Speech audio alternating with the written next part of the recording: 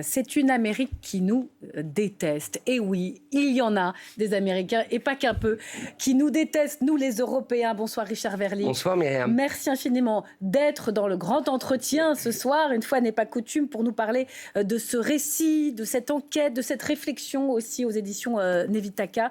C'est une Amérique à hauteur de pare-brise que vous nous proposez, puisque vous l'avez sillonnée de Chicago à Mar-a-Lago en camping-car. On va y venir parce que c'est intéressant de voir si c'était facile de rencontrer les gens ou pas. Il y a tout un aspect très reportage. Mais d'abord, puisque vraiment c'est une enquête qui a du nez, publiée avant le document de sécurité américain, à quel moment cette détestation pour tout ce qu'on représente vous est sautée au visage ? Moi, il me saute à la figure sur le chemin de la campagne électorale. Je suis effectivement dans ce camping-car entre Chicago, on va en reparler, et Mar-a-Lago.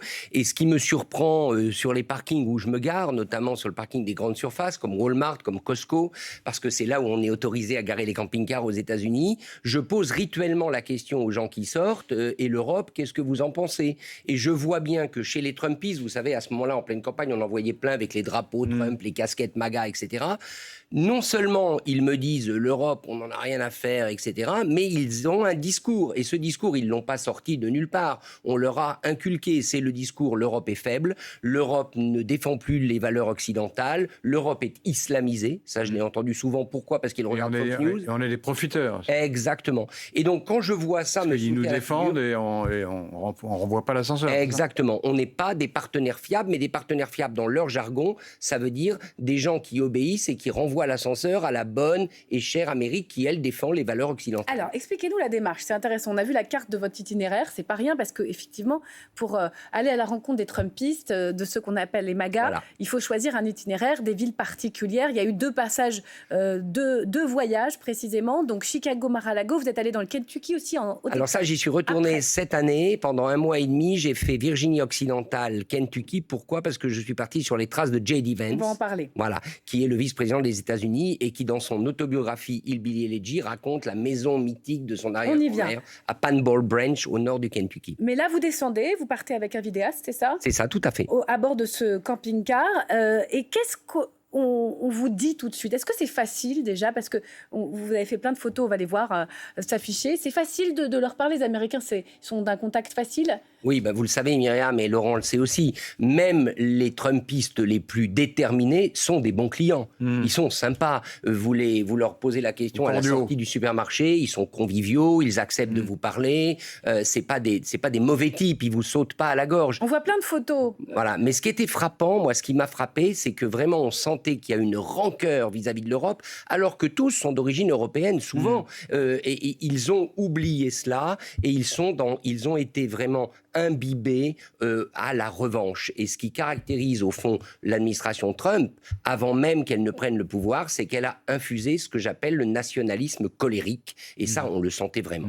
Alors, il y a différents Trumpistes que vous rencontrez. Voilà. Ça, c'était un meeting du candidat vice-président démocrate. Ça, c'est dans un des campgrounds. C'était dans l'Iowa. Ça, c'est New Bern, comme la capitale suisse. Voilà, en Caroline du Nord. Ils connaissent pas l'Europe pour la plupart. Alors, ils n'y sont jamais allés. Alors, justement, c'est ça qui est intéressant. Ils sont incapables de placer Paris sur une carte, pour la plupart d'entre eux, mais ils ont cette image d'une Europe qui les abandonne et surtout qui abandonne ce qui pour eux est l'Occident chrétien, avec une bonne dose, il faut bien le dire, de suprémacisme blanc, parce que le mot islam, je l'ai quand même entendu beaucoup. Alors, ils sont mus par la revanche sociale ou l'injustice sociale, ou par des considérations beaucoup plus religieuses, culturelles, la tradition, la famille, etc. Alors, vis-à-vis de l'Europe, il y a 3 choses qui sont revenues. Nous sommes des faibles, alors que l'époque est au fort. Et qu'il faut être fort pour s'imposer. Trump, c'est le discours du plus fort. Et l'Europe est faible, elle croit au droit, mais tout ça, c'est des foutaises. Le droit, ça marche pas face à la Chine. Il faut savoir s'imposer. Donc, continent faible. Deuxièmement, continent multiculturel. Ça, c'est un mot que j'ai jamais entendu. C'est moi qui l'emploie. Mais c'est un continent avec aujourd'hui plein d'Africains, plein de musulmans. Donc, vous ne défendez alors même que les États-Unis sont été faits par l'immigration. Mais bien sûr. Mais parce qu'ils idéalisent un certain nombre de valeurs. Et n'oublions pas que l'Amérique trumpiste, c'est une Amérique très largement chrétienne. fortune blanche et qui revendiquent ça. Et puis la troisième chose, c'est ce que vous disiez, Laurent, c'est qu'on ne leur rend pas leur dû. Au fond, ils ont payé pour nos vacances, ils ont payé pour notre sécurité sociale, parce que pendant que nous, on prenait 5 semaines de congés payés, eux, ils triment et c'est eux qui nous protègent avec leurs armes. Oui, c'est eux qui font la guerre et pas toujours Exactement. nous. 2003, l'Irak, ils l'ont Ça, gardé c'était en Floride, à Miami. Vous avez 3 tribus, vous distinguez 3 tribus du Trumpisme, parce qu'ils ne sont pas tous pareils. Ça, c'est Springfield, dans l'Ohio. Vous vous souvenez, les Cats and the Dogs. Oui, alors, vous dites il y a les chrétiens bigots, Oui. Il y a les déclassés, les anciens ouvriers, Tout à fait. et il y a les mecs, les masculinistes. Absolument. Et ça, ils pensent des choses en commun, mais ils n'ont pas exactement le même rapport au monde. Non, c'est très juste. Alors, vous avez ce que j'appelle le camp masculiniste. C'est ce qui a permis à Trump d'élargir son électorat chez les minorités. C'est-à-dire en visant les hommes noirs et les hommes latinos qui ont adhéré à cette rhétorique. Qui se sentent attaqués par le wokisme. Exactement. Et qui, au fond, le rêve, c'est la femme au foyer, disons simplement les choses. Féminisme. C'est ça, exactement. Vous en avez rencontré qui vous ont dit ça? Mais bien sûr. Mais bien, les racontez-nous, jeunes hommes noirs que j'ai vus tout à l'heure... Ils ont peur d'être remplacés, c'est ça, par les femmes? Non, ils vous le disent pas comme ça. C'est cette idée que, au fond, les hommes noirs que j'ai vus, les Afro-Américains à New Bern, en Caroline du Nord, c'était très... Voilà, ils sont là. C'était très symbolique. Ils faisaient campagne sur le thème de la famille. Ils disent pas, il faut renvoyer la femme au foyer. C'est pas ça. Mais sur la tradition. Si la femme travaille, sur la famille en exactement. Ça, oui. Et il faut renvoyer il faut que la famille soit solide et tout ça à l'ombre de l'Église. C'est au fond ce triptyque travail, famille, Église. Et ça, c'est très fort. Ça, c'est le premier camp. C'est le camp religieux. Ensuite, il y a les masculinistes et puis il y a tous les déclassés. Là, mon voyage en Virginie occidentale cette année, en début d'année, me l'a montré. C'est tous ceux, alors là, on connaît ça en Europe aussi, tous ceux qui ont vécu dans des terroirs industriels miniers. La Virginie occidentale, c'est des terroirs miniers qui ont perdu toutes leurs industries, toutes leurs mines. Et Trump est arrivé avec l'argument magique: je vais vous rendre tout ça à coup de droits de douane. On voit bien que ça ne se passe pas du tout comme il l'a espéré, mais l'argument était simple et il a marché. Alors, ce qui est intéressant aussi, c'est qu'ils n'ont pas du tout le même rapport à l'innovation et au progrès. Ouais, c'est juste. Et ça, il faut bien le comprendre. Et pour le comprendre, il y a une scène que vous racontez. Vous êtes allé mesurer cette foi dans l'innovation, dans les mondes du futur, au Texas, à Boca Chica. C'est, vous savez, la base spatiale de Elon Musk, qu'on appelle SpaceX. C'est la base d'où partent les fusées. Et là, il y a toute une série de caravanes, de camping-cars, d'admirateurs de Trump. Qu'est-ce qui se passe? Qu'est-ce qu'ils regardent? Alors, moi, je voudrais dire à tous ceux qui nous regardent, qui aiment les États-Unis et qui ont envie de les comprendre, et je vous le dis aussi à tous les deux, si vous n'y êtes pas allés, moi, Boca Chica, c'est un endroit que je recommande.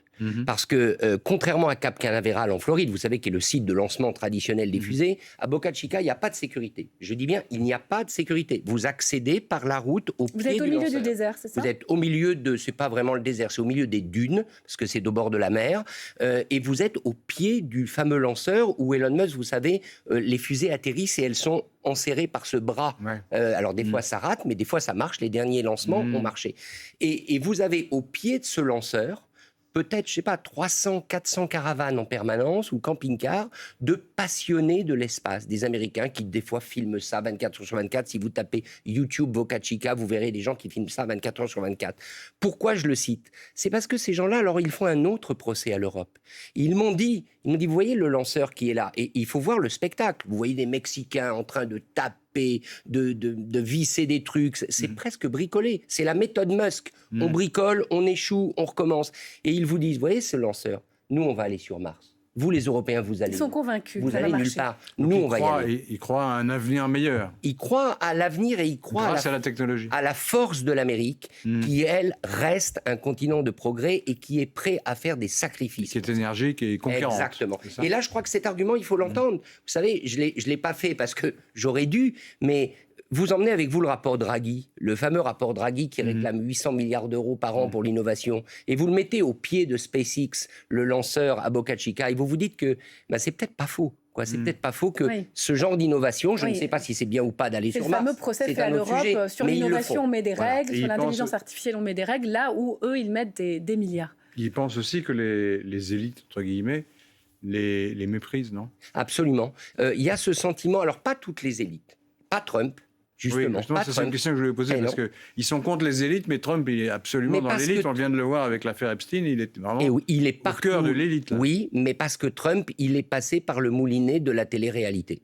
Par la fameuse émission The Apprentice, vous savez, le You Are Fired. Pendant des années, il a été celui qui était mis en valeur par la télé-réalité. Et Trump, il parle un langage, d'ailleurs, il suffit de l'écouter, Laurent, vous le faites en permanence, les discours de Trump, c'est à peu près 200-300 mots, c'est pas tellement plus. Et cette faculté à parler directement, à répéter en permanence les choses, et ils n'ont pas en tête l'image de Trump, le magnat de l'immobilier, ils ont en tête le Trump de la télé-réalité, et puis le fait que, contrairement, et ça je l'ai entendu en début d'année, que contrairement aux autres hommes politiques, selon son électorat, Trump, au moins, il essaye de faire ce qu'il a dit. Oui. Et le fait est, soyons honnêtes, qu'il met en place les choses qu'il avait promis. Cette détestation de l'Europe, vous l'avez dit, Richard Verly, elle est nourrie par l'élite républicaine, trumpiste, mais elle préexistait à Trump d'une certaine façon. Parlez-nous un peu de cette fondation Héritage, ce Project 2025, où tout est déjà très clair sur l'Europe.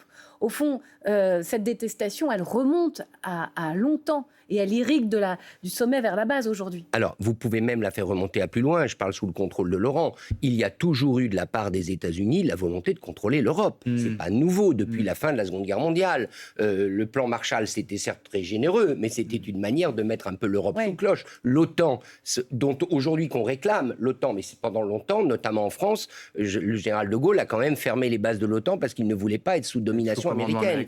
Donc, il y a cette tentation américaine de dominer l'Europe. Mais ce qui est nouveau, c'est qu'ils estiment, cet électorat MAGA et Trump lui-même, que l'Europe a trahi. Et c'est ça l'élément nouveau. L'Europe a trahi les valeurs, l'Europe a trahi le camp occidental dont il s'estime les dépositaires. Et là, je voudrais dire un mot. Vous savez, moi j'ai entendu, notamment je me souviens d'une scène dans l'Ohio, dans une station d'essence, où j'achète 2-3 trucs là, à la boutique et je me trouve avec 4-5 électeurs de Trump qui commencent à me parler, je les interroge, alors l'Europe, ils commencent à me raconter tout ça. Et je regardais ces types, pardonnez-moi l'expression, mais je suis obligé de le dire parce que c'est la vérité. Des types, ils sont tous, sinon obèses, du moins vraiment en surpoids. Ils bouffent tous des trucs conditionnés, c'est-à-dire ils ont une qualité de vie qui, vue d'Europe, serait presque, on dirait, c'est barbare. Et eux estiment être les détenteurs des valeurs de la civilisation occidentale, alors qu'ici, on se dit que c'est nous. Vous voyez ce que je veux dire ? Le clash, c'est pas le clash des civilisations, c'est le clash des valeurs entre une version de l'Occident dont ils estiment être les détenteurs et ils estiment que l'Europe n'est pas capable de les défendre, ces valeurs-là. Oui, justement, ces valeurs, ils veulent les défendre en Europe. Et on l'a vu avec une volonté quasi d'annexion avec le document stratégique qui vient d'être publié. Avec des ingérences assumées pour favoriser les partis nationalistes d'extrême droite partout en Europe. Trump ne serait que, au fond, le premier arbre d'une vaste forêt derrière. Et vous nous parlez de J.D. Vance, c'est intéressant, parce que vous dites la relève est déjà là. Alors peut-être qu'il est un peu opportuniste. Ça c'est extraordinaire. Ça c'est Trump parrainé par Jésus lui-même. Ouais. Vous dites qu'il est opportuniste, le vice-président des États-Unis, mais votre livre s'ouvre sur un discours, extrait du discours de Munich en février 2025. La menace qui m'inquiète le plus pour l'Europe, ce n'est pas la Russie ni la Chine, ce n'est pas une puissance étrangère. Ce qui m'inquiète, c'est la menace intérieure. Que l'Europe perde ses valeurs fondamentales, des valeurs qu'elle partage avec les États-Unis.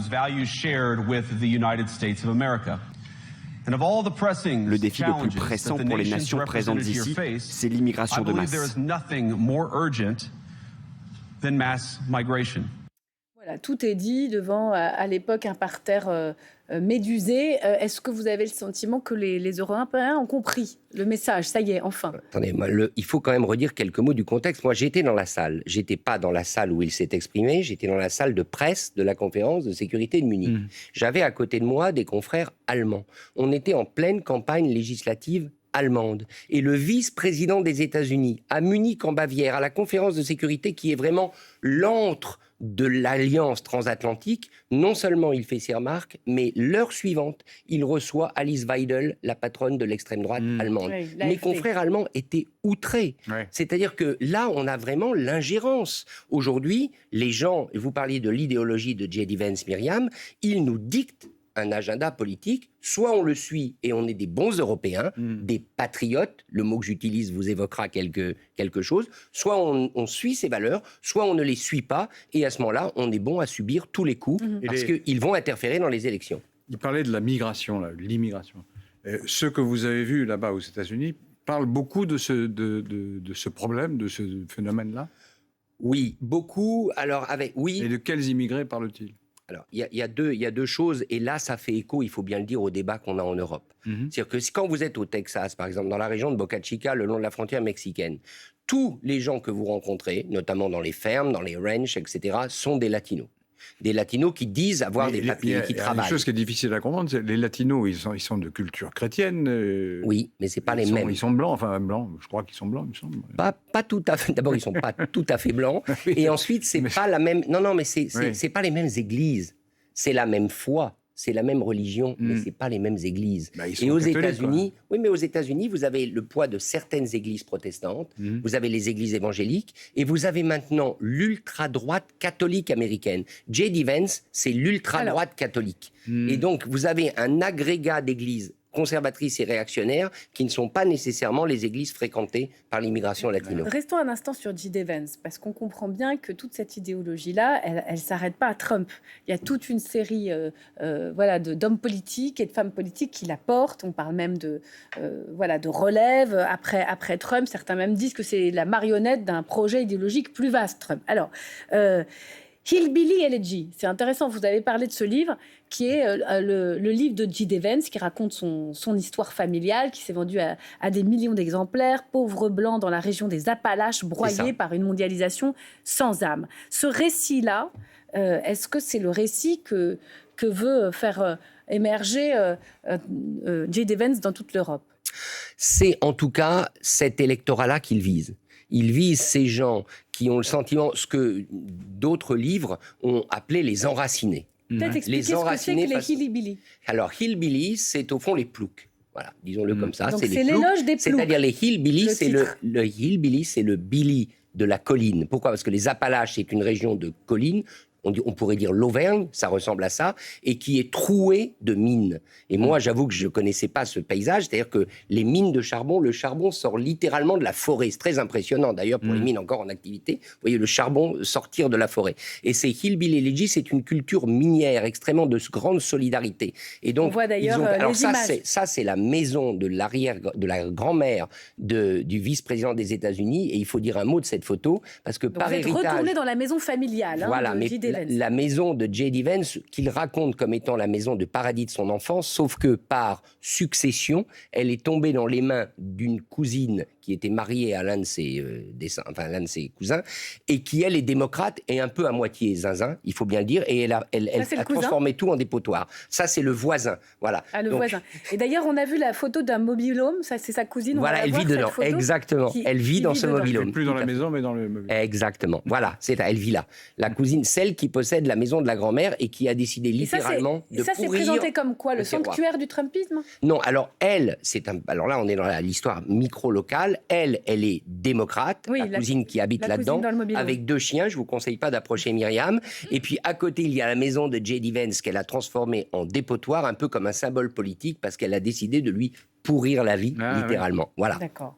Venons-en à l'actualité. Déjà, tout ce que vous nous avez raconté là, les Européens, ils ont compris ? Vraiment compris ? Je crois qu'ils ont compris. Les Européens, c'est incontestable. La difficulté, c'est que c'est pas parce que vous comprenez que vous en tirez les conséquences. Ils ont compris, quand vous écoutez le chancelier allemand, il n'y a pas plus pays atlantiste que l'Allemagne. Le chancelier allemand, il l'a dit à plusieurs reprises, on ne peut plus compter sur les États-Unis comme avant.